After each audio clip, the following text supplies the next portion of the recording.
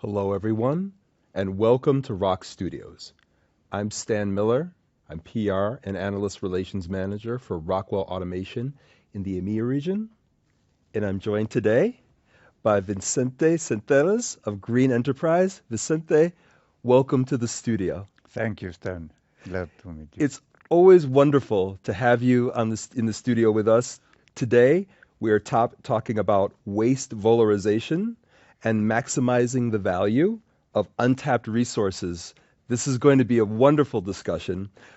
My first question for you: what are some of the innovative strategies you're seeing manufacturers take on to meet the challenge of becoming more sustainable?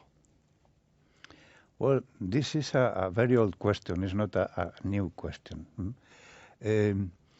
We know that in the early 1940s, Toyota started with lean manufacturing and waste persecution. It is a wide concept of waste, not only material, but I like to remember it because the link it has with the material waste and the effects in the environment. No? What is the big concern today, not only from customers but also regulations and government. Also is famous the 3 R's: reduce, reuse, and recycle. And I think corporation has done a great job in the last 100 years, indeed, no? But things has changed. It has changed from a voluntary or competitive. If you want to be in the first, the best of the competition, you must to be good in this. Now is not only to surpass the competition, it's a survival question. Because as we saw, the increased awareness from customers, from regulation and government. No? So everybody must to work intensely in waste reduction and recycling. There is strong politics in the circular economy, and there is a European Union policy of zero landfill. So this effort must be reinforced. How? Where technology is very important. Also process review, process restructuring, product redesigning, and technology, information technology. There are a lot of things to speak about it, no? Absolutely. Vicente, Greene Enterprise has a lot of expertise in sustainability and recycling. Let me ask you this question. Can you explain a little bit about the process of waste valorization and what impact it can have on a business? Of course. I have spoken about the 3 R's: reduce, reuse, and recycle. We are after the 3 R's. After you or a company reuse everything it can and recycle, there is a fraction, a reject fraction of the waste that can be recycled. And usually it goes to landfill. That's an expensive question because, one, you have inverted money in that waste. Second, you must to pay to store it in the landfill, because the regulation for landfill are very strict, and so they are expensive. And also, after it has filled, what do you do with a landfill for years, for eternity, no? So we take, in Greene, we take that reject fraction, the organic part, that is the most difficult to store, and convert it in value products, like biodiesel,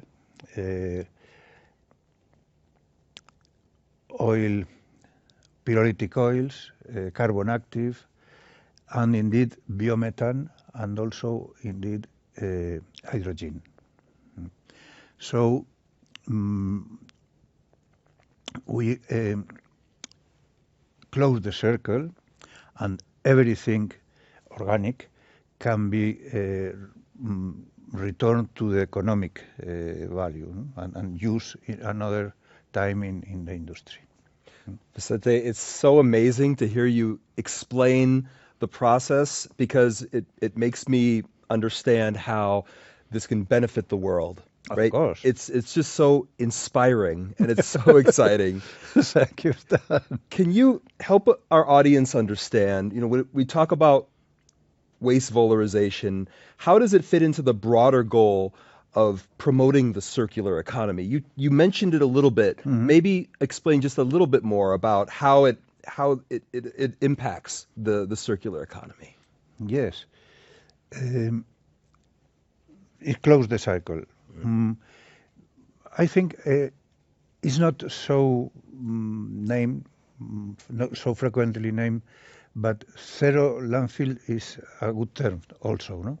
Because and it's the same, that's circular, because if you don't throw nothing to waste, they returns to the value, no? To the value chain.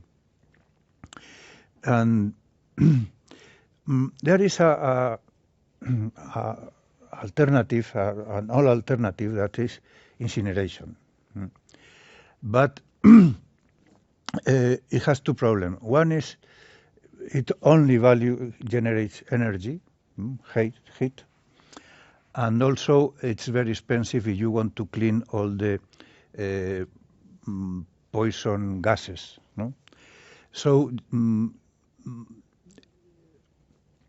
it's not strictly, it's a valorization because you get some value from the waste, but it's not circular economy because the products don't return to the economy. No?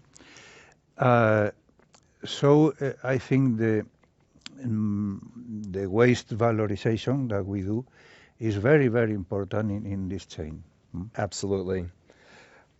Vicente, help me understand, in what ways can this technology help facilitate transformation? What do you think about that?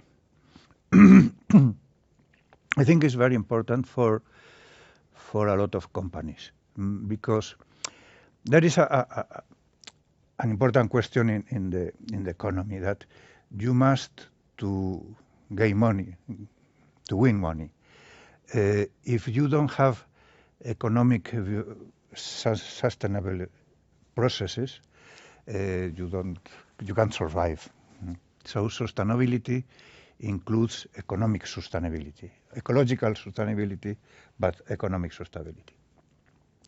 So with this process, we can change cost by benefits to be more competitive and to help the ecological actions without doing your products more expensive. Of course, you need a lot of reengineering and process products and perhaps change the mindset, because I said that it has been a work of hundreds of years, but today it's a very fast changing. It's the last effort in this, not the last, because this is a not finished way, but it's a big step. Absolutely, absolutely. Vicente, let me ask you this. What role can information technology play in what you're describing here? Technology, in a wide sense, is essential in most today. And in every kind of technology,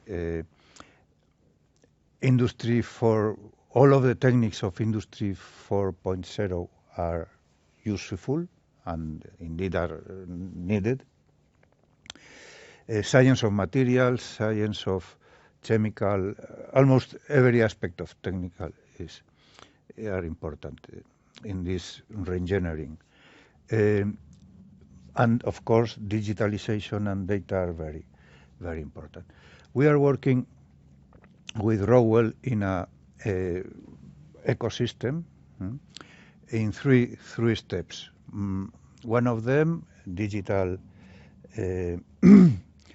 twins, because we calculate every element of our plants with these digital twins, and also using them to optimize CapEx, OpEx, the requirements of the products, optimization of the performance, before having the plant built. Another step is to raise a big amount of data with the Rockwell ecosystem and with a great support from TCA, our distributor, and so we use it in the control system on real time, but also after a process we store it in our data warehouse to be processed afterwards. And in the third step, you use artificial intelligence, and with several objectives. Analyze the plant performance and help engineering to improve the design.